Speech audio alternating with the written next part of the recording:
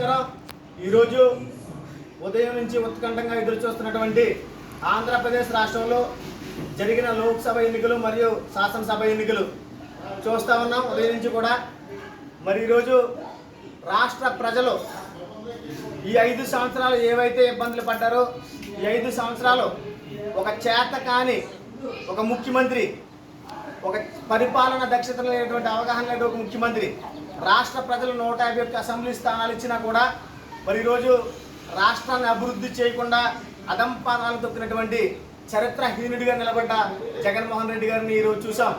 ఆ రోజు వస్తున్నా మీ కోసం పాదయాత్రలో చంద్రబాబు నాయుడు గారు ఇచ్చిన హామీలు మొదలుకొని 2014లో మరి ప్రభుత్వం ఏర్పాటు చేసిన తర్వాత ఈ రాష్ట్రానికి 33,000 కోట్ల ఎకరాలు భూసేకరణ చేసి ముఖ్యమంత్రిగా అమరావతిని రాజధాని నిర్మిస్తే ఈ సైకో ముఖ్యమంత్రి, ఈ అవగాహన లేని ముఖ్యమంత్రి, ఈ పరిపాలన చేతకాని ముఖ్యమంత్రి మరి ఆ అమరావతిని ఈ 5 సంవత్సరాల్లో కూడా ఒక్క ఇటుక పెట్ట కూడా పెట్టి ఒక అభివృద్ధి చేయలేనటువంటి ముఖ్యమంత్రి, ఇతనికి పరిపాలన రాదని ఈ రాష్ట్ర ప్రజలు ఇవాళ 4.5 కోట్ల ఆంధ్ర రాష్ట్ర ప్రజలు సమాయత్తమయ్యి ఈ రాష్ట్ర ముఖ్యమంత్రిని ఇంటికి పంపించే విధంగా వారు వేసిన ఓటే నిదర్శనంగా మనం భావించాలి.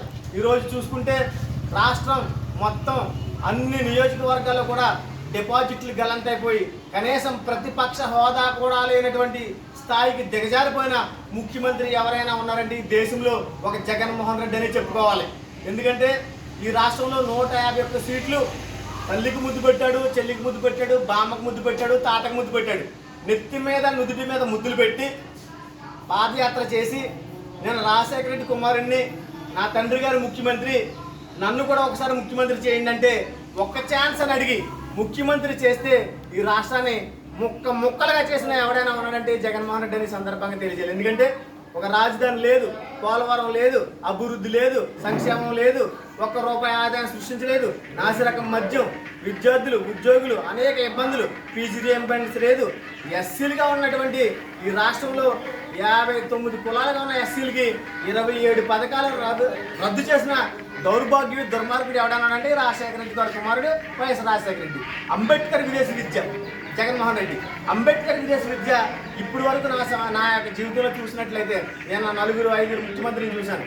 ఎవరు కూడా అంబేద్కర్ విదేశీ విద్యకు కానీ ఈ దళితులు చదువుకునే విదేశీ విద్యకు కానీ ఎవరు కూడా అడ్డు రాలేదు. కానీ ఈ సైకో ముఖ్యమంత్రి ఇతనికి పరిపాలన చేతకాదు కాబట్టి అంబేద్కర్ విదేశీ రద్దు చేసి 20 మందికి కూడా విదేశీ విద్యని అందించలేని ఈ సవట సన్నాసి దద్దమ్మ ముఖ్యమంత్రి మాదిగల నోట్లో మట్టి కొట్టాడు.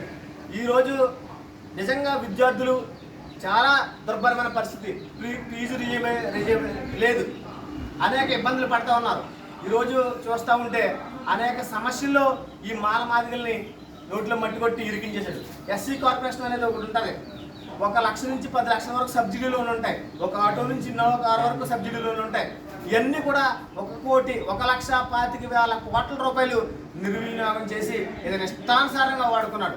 ఇతని పతనం ఎమ్మెల్సీ ఓట్లలోనే, ఇతనున్న కడప లేకపోతే పులివెందుల లేకపోతే రాయలసీమ జిల్లాలోనే అతనికి వ్యతిరేకంగా ఓట్లు వేసిన సందర్భం మీ అందరికీ తెలుసు. అక్కడితోటి ఇతని పతనం మొదలైంది. డాక్టర్ సుధాకర్ మాదిగర్ అని ఒక ఎనాస్థీసిస్ డాక్టర్, అతను ఒక మాదిగ సామాజిక వర్గానికి చెందిన డాక్టర్. అతను ఎన్నో వేల మంది శిశువులకి అతను చేతులతో జన్మనిచ్చిన డాక్టర్. అతన్ని ఒక మాస్క్ లేదని ఒక మాదిగ సామాజిక వర్గం అని చెప్పేసి అతన్ని హింసించి నానా రకాలుగా ఇబ్బంది పెట్టి అతను చనిపోవడానికి కారణమైన ముఖ్యమంత్రి జగన్మోహన్ రెడ్డి. అలాగే అతను ఉసురు తగిలి రోజు మట్టి కొట్టుకుపోయాడు. అలాగే సొంత చిన్నాయన, ఇప్పుడు నా పేరు శెట్టి శ్రీనివాస్, మా చిన్నాన్న ఉన్నాడు శెట్టి వెంకట నరసయ్య గారు.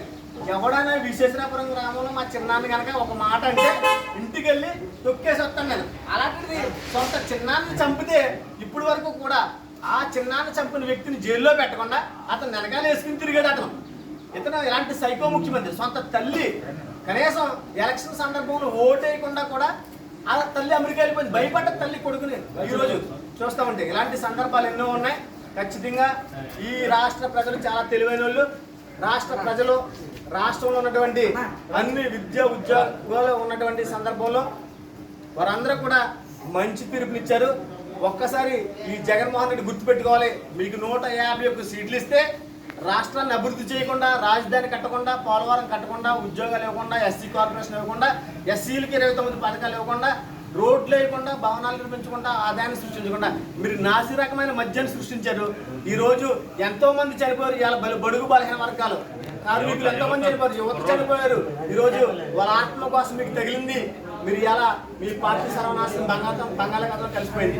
ఖచ్చితంగా మీకు చెప్తున్నాను, వైఎస్ఆర్ కాంగ్రెస్ పార్టీ అనే అంశం రాబోయే 30 సంవత్సరాలు 40 సంవత్సరాలు 50 సంవత్సరాల చరిత్రలో మీరు ఎప్పుడు కూడా మీరు ఇక్కడ గెలవలేరు. ఆంధ్ర రాష్ట్రంలో మీ నూకల చెల్లి మీ పార్టీ ముగిసింది.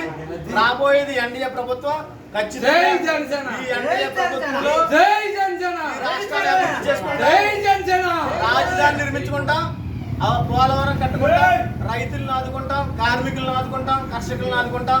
ఈ రాష్ట్రంలో అనేక ఉద్యోగాలు తెచ్చుకుంటాం, అనేక ఫ్యాక్టరీల మీద సంపద తెచ్చుకుంటాం, లక్షలాది ఉద్యోగాలు.